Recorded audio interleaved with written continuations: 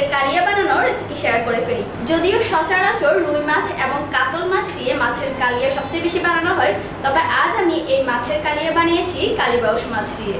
কালিয়া বানানোর জন্য মাছের টুকরোগুলো আগে ম্যারিনেট করে নিতে হবে। ম্যারিনেট করার জন্য এখানে আমি দিয়েছি সামান্য হলুদ গুঁড়া, সামান্য লাল মরিচ গুঁড়ো, অল্প একটু লবণ এবং অল্প একটু সয়াবিন তেল দিয়ে সবকিছু ভালোভাবে মাখিয়ে নিয়েছি। এখন এই মাছগুলো ভেজে নেওয়ার পালা। কড়াইয়ে এর জন্য সামান্য পরিমাণ তেল দিয়েছি। তারপর এক একে মাছগুলো দিয়ে আমি মাছগুলো ভেজে নেব।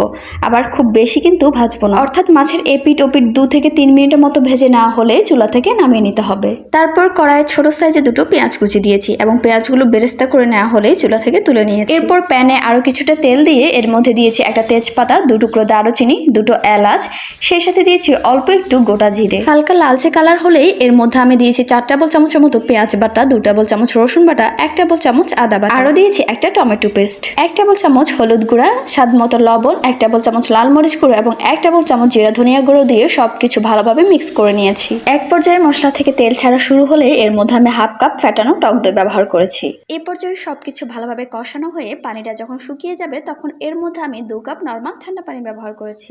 ঢাকনা দিয়ে কভার করে দিয়েছি পানিতে বলক আসা পর্যন্ত। পানিতে বলক আসলেই এর মধ্যে ভেজে নেওয়া মাছগুলো একে একে দিয়ে আবারও ঢাকনা দিয়ে কভার করে দিতে হবে। গ্রেভির সাথে মাছটা ভালোভাবে কষানোর এক পর্যায়ে গ্রেভিটা যখন ঘন হয়ে আসবে তখন এর মধ্যে আমি হাফ টেবিল চামচ গরম মশলা ব্যবহার করেছি। খুব সুন্দর একটা ফ্লেভারের জন্য দিয়েছি কয়েকটা কাঁচামরিচ, সেই সাথে দিয়েছি পেঁয়াজ বেরেস্তা। এই পর্যায়ে ঢাকনা দিয়ে কভার করে 2 মিনিটের মতো রান্না করে নিয়ে চুলা থেকে নামিয়ে নিয়েছি। চুলা থেকে নামানোর পর মাছের কালিয়া দেখতে মাশাআল্লাহ এমন হয়েছে।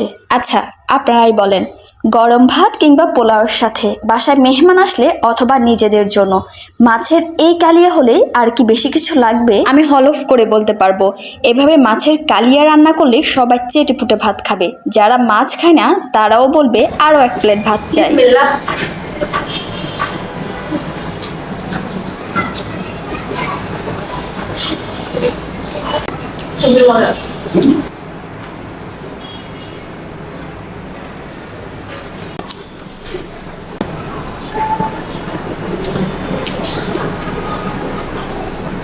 খুবই মজা।